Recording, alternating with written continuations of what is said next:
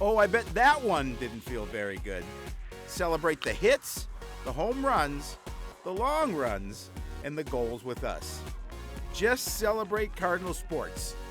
Sportsnight is next. Hello, everyone. Welcome to Sportsnight. I'm Joe Young. And I'm Howie Shapiro, and that's what we're here for, to celebrate Coon Rapids athletics. We have a lot to talk about. We don't have quite as much video as we have the last couple of weeks. We do have a spotlight piece on the girls lacrosse That'll be good. Team at the end of the show, but only a handful of videos, and we're getting right down to it. I mean, everybody's really busy getting in everything to finish up regular seasons, and we're talking about playoff time already this week. I was going through a number of the team's remaining schedules, and there's not a lot of stuff left, so it has been going quick, but it's going to be nice to get to those playoff times, because that's when your second season starts, and you hope that you take what you learned in the beginning of the season and wrap it up at the end. Yeah, baseball season only has 3 regular season games remaining after getting a win this afternoon. It's been a tough week, though. Last Tuesday, they took on Totino Grace, and they got blasted by the Eagles 7-1. Then faced Champlin Park and got blanked by the Rebels in a 9-0 night game that was their senior night.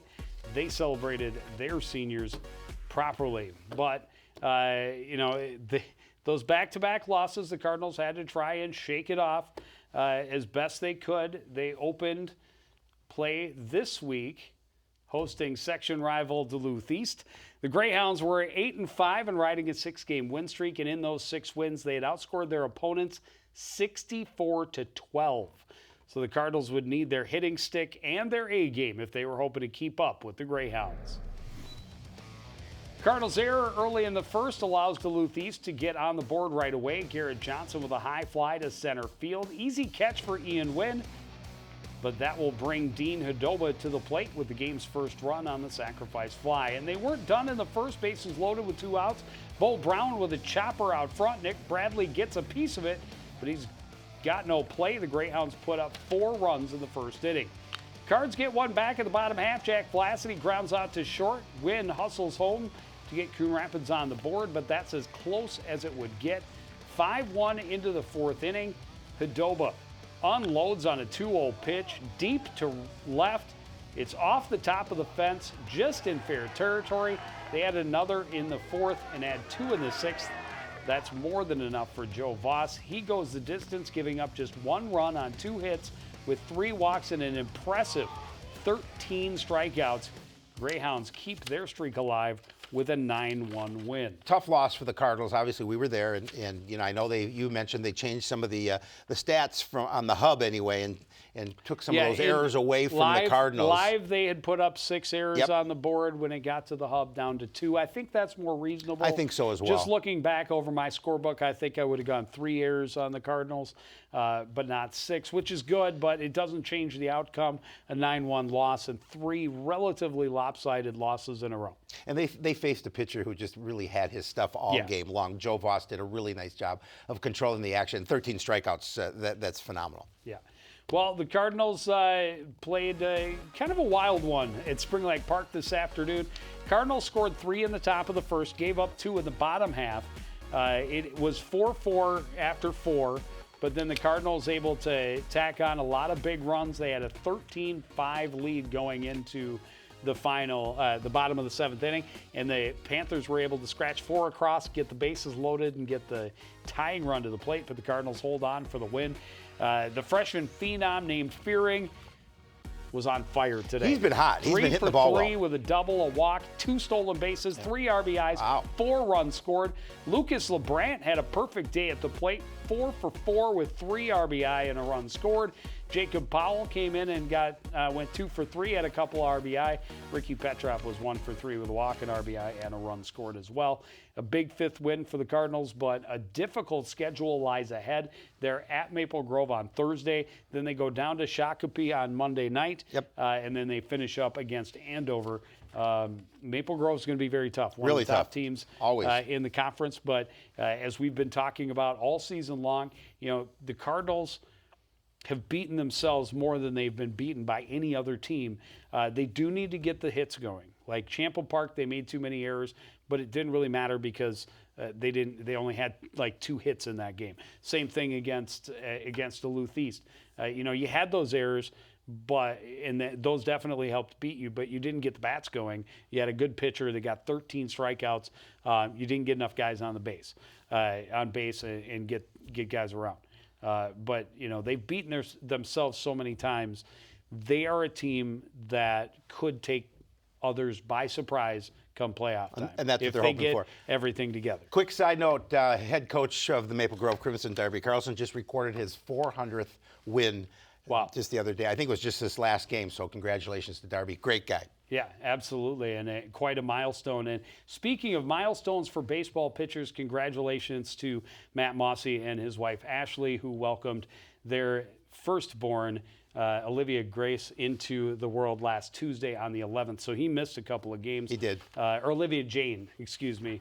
But congratulations to them. Yes. We're hoping that the little one will make it to her first baseball game before the end of the season. Let's hope so. That would be great. I hope we're there. She's going to have a lot of baseball in her future, definitely. I think Zach's already recruiting her. So right.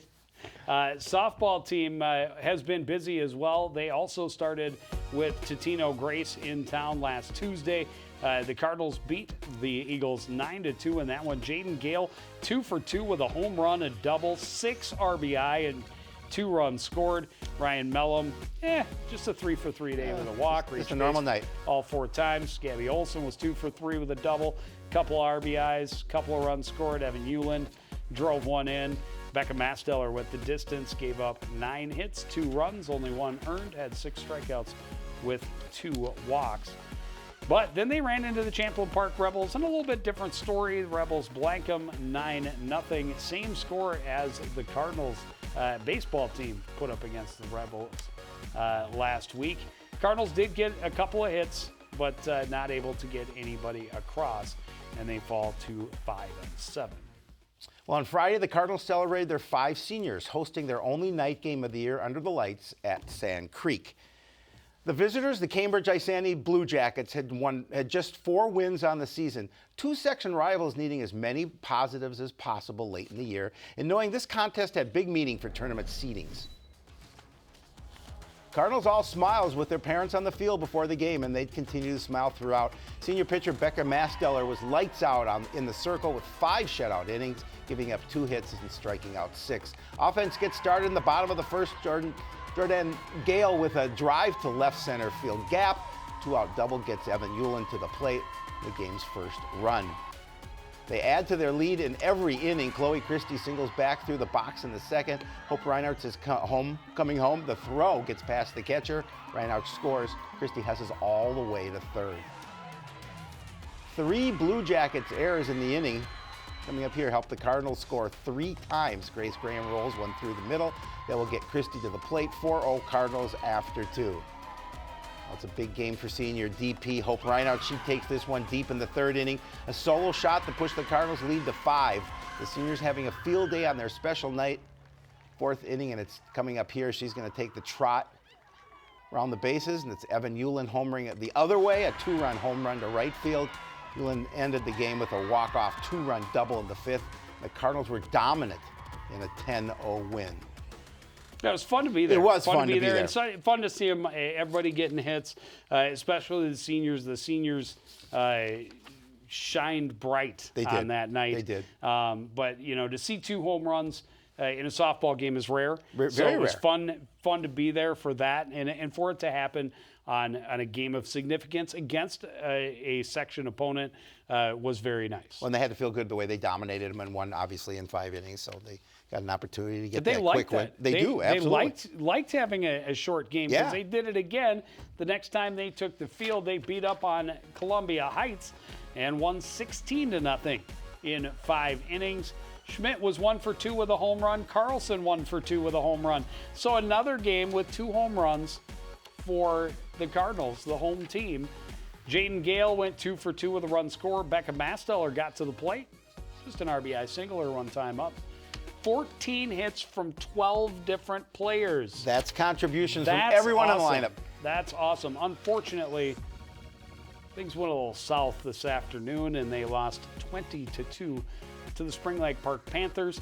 But you know what? Their runs come on a home run, another home run. They're putting them out of the park. Evan Hewlin. Another home getting run for another Hewlin. homer. Unfortunately, that's one we can just not really talk too much about because that's not something they're happy about.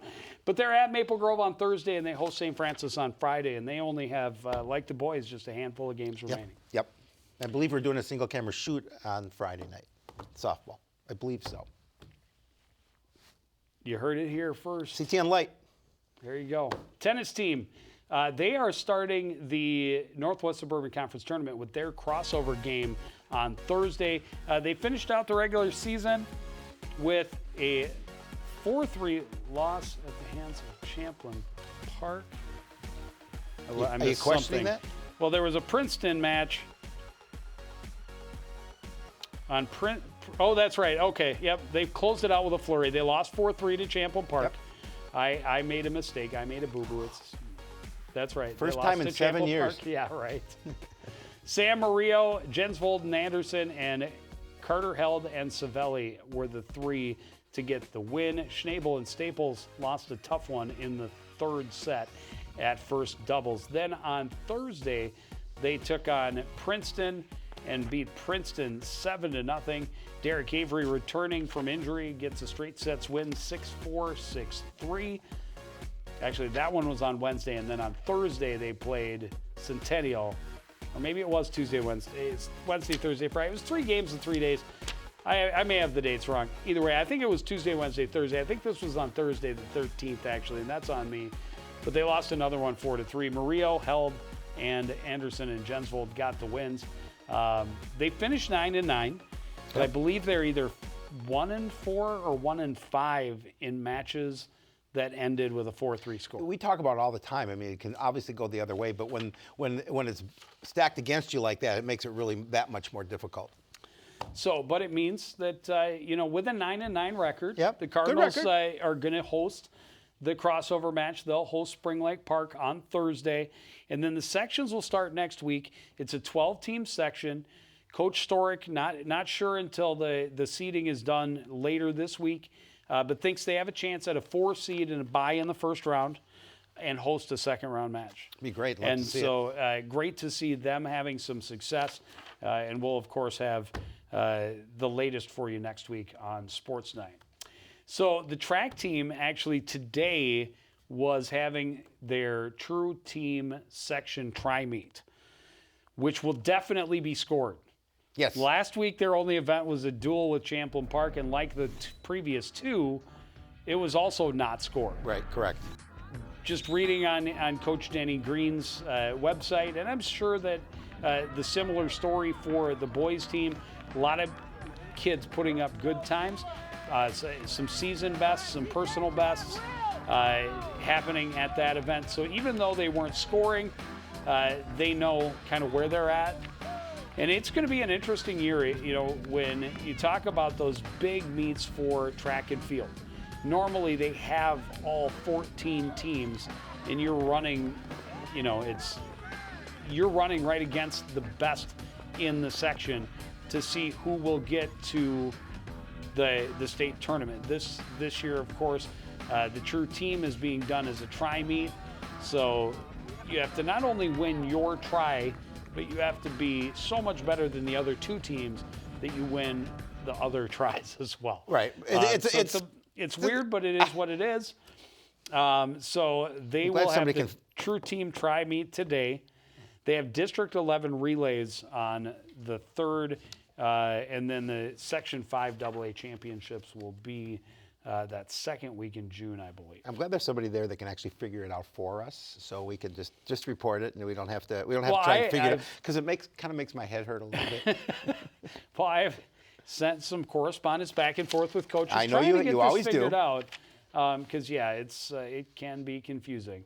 Boys golf team also been very, very busy this last week. They had 3 different Northwest Suburban matches. On Wednesday last week, they were at Keller. They put up a 357, still finishing in 13th place in the conference. But you see Peyton Himley and Nathan Clark back into those high 80s. Ben Roberstad and Nate Klinzing shooting 91, so close to the 80s. That's improvement. That's obviously what they want to see. They were right back at it the very next day. They were at Rush Creek, shot a 372. Nate Clark down to an 86. Peyton Himley a 90. Ben Roberstad a 91. King shot a 97, and Gavin DeVries was a 99. And then on Monday this week, they bumped it up, baby, into 12th place. Peyton Himley had an 83, which I believe is a season low for him. That's Gavin a nice round. DeVries' 88, I believe, is also a season low, as the 90 is for Nate Klinzing, I believe. Nathan Clark, unfortunately, had a little bit of an off round. That I think his 99 is one of his worst rounds I of would the think year. so. But when we start to see 3 and 4 guys scoring into the 80s, that's when you're going to see the team able to move up in those standings. And they're getting close to that. And their scores are improving, and that's really the goal of any athlete and any team. And they have done it. They do, especially for golf. It's such a difficult sport. They have such a short amount of time to do anything as far as trimming scores, but they have seen a consistent drop. So credit to Coach Bruggers and the boys team for figuring it out as they've made it through the spring. The Northwest Suburban Conference Championships will be at Bunker next Tuesday, and then the 5-3A championships will be back there on the 4th. Girls golf teams, a couple of dual meets against Northwest Suburban Conference teams. Shadow 207 against Maple Grove, and the Crimson beat that by almost 30. Kylie Wilson was the Cardinals leader with a 45. Kate Garbo shot a 50. Caitlin Severson a 54. Godis a 58. And Emily Verbeek with a 59. And this one, just heartbreaking. How close was a that? 1-point loss to Centennial on Monday. And I believe Garbo's 48 was the medalist. So that means any one of those girls takes just one stroke off, they win the tiebreaker because they have the medalist. They have the medalist, yeah. So Kylie Wilson just one stroke back with a 49, Severson a 51, Verbeek a 58, and Defoe shot a 59. They will host Andover on Thursday, and then the Northwest Suburban Conference Championships will be next Thursday, and of course back at the gem of Coon Rapids, known as Bunker Hill. Always nice to be back at Bunker Hills. Well, it's always nice to be the team that has the home Absolutely. course for most conference and section. Exactly. Really does give them a bit of an advantage. Well, the boys lacrosse team opened last week, still looking for its first win and hosting its only game of the season at the Cardinal Complex. The Elk River Zimmerman squad came in hungry. They suffered a 3-game losing streak early in the year, but had won 2 of their previous 3 and were starting to put up bigger numbers. It would be a big challenge for the Catbirds to keep pace. Early on, great individual effort from Blake Luke. He fights his way through a herd of elk, able to recollect the ball and score, tying it up 1-1 in the first quarter. Spring Lake Park, Coon Rapids feeding off that energy. Dean Rollmaker with a run down the left side. Great pass to Tucker Anderson in the middle. He twists and scores. Gives Catbirds a 2-1 lead. Elk River able to get back in front in the second, though. Elijah Pangborn with good moves, able to get out front, scoring close. That put the Elks on top 3-2. SLPCR keeping it close into the second half. Speed can kill. Owen Spencer, great run, then fires a long-range shot and buries it. Still Elks up 6-5 at that point. Down 6 early in the fourth. Catbirds not giving up. Spencer draws the defense, finds Henry left at the back post for the goal, but the hole was just too big. Watch this play by the Elks. Jace Otten with a backhanded flip out front. Blake Reinhardt crashing the net, able to put it home. Elk River Zimmerman keeps SLPCR winless on the season, 15-9, the final in that one. Yeah, they kept it relatively close, but obviously the Elk River did a nice job opening it up at the end. And, it's been, again, progress being made. They're putting up a few more goals, but playing in a very difficult conference.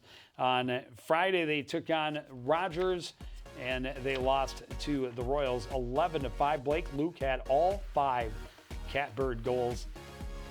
Hausker made 15 saves in the loss, but the Catbirds fall to 0-6. And then on Monday night, that's right, they had one on Saturday actually that they lost to Duluth 22-12. And on Monday they lost to Centennial 16-12. 4-3, dropping to 0-8 on the season. They're at Andover tonight, at Blaine on Wednesday, and will host Osseo Park Center on Friday.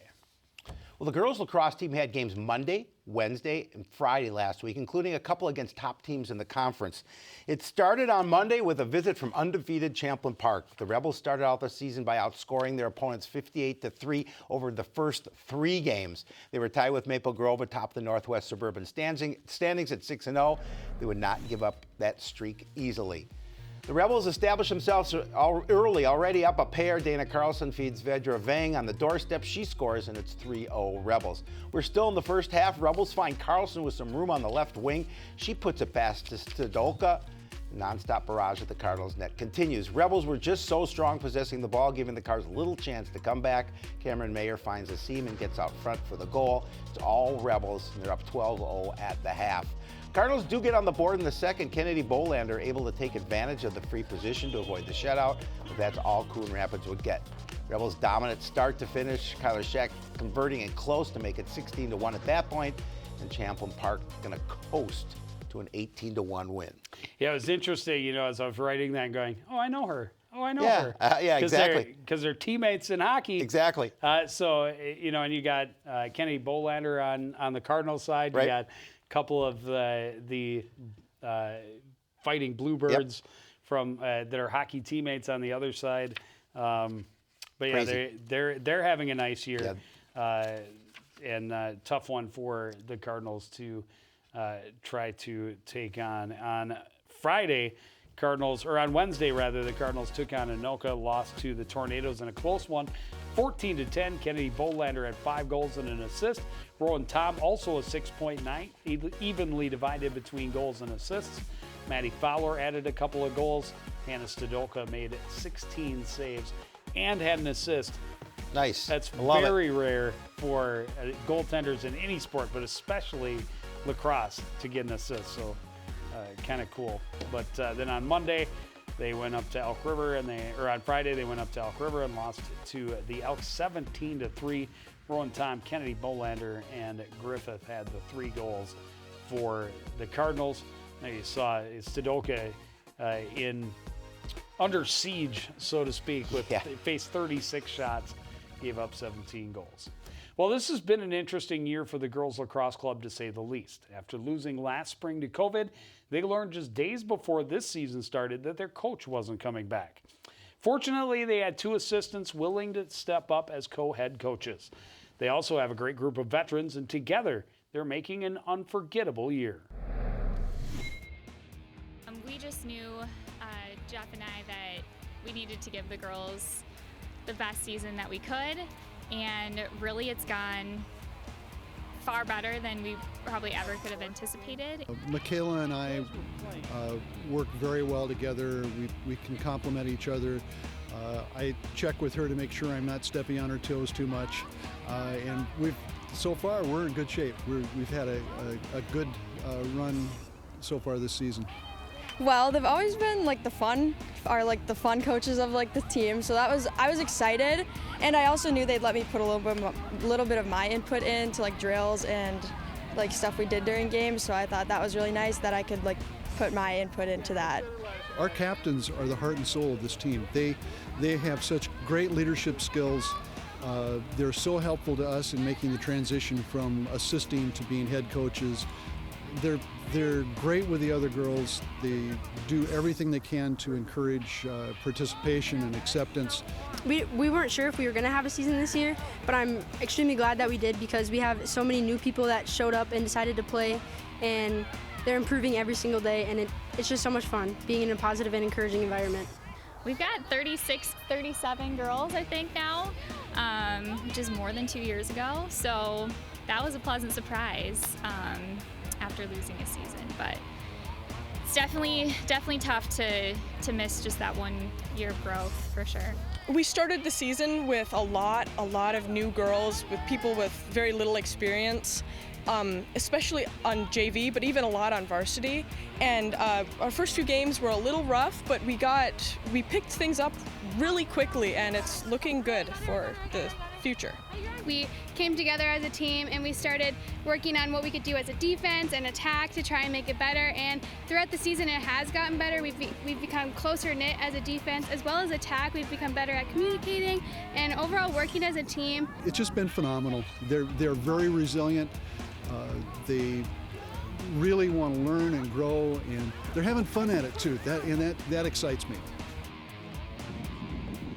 So great group of kids. Yeah. I really enjoyed speaking with them. Hannah Stodolka did confirm that she is the daughter of Jason Stodolka, who we talked about, not from the same desk, but in the same position when he was a Cardinal athlete. So definite second generations coming through of Sportsnight stars. How long have we been doing this? But 30 years, 40 years? Speaking of that, I wanted to mention, too, back in softball that in the big win over Columbia Heights, that Brooklyn Nienaber got her first varsity at bat, grounded out, but drove in a run. Got an RBI. Gotta love that. So, and that made Dad happy, especially in a 16-0 win. I think Dad was happy about everything. Sure, yeah, I would think so.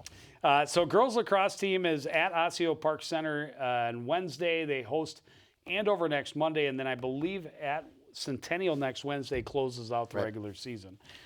So just a couple of games left. We are trying to get one last spotlight with the boys lacrosse team.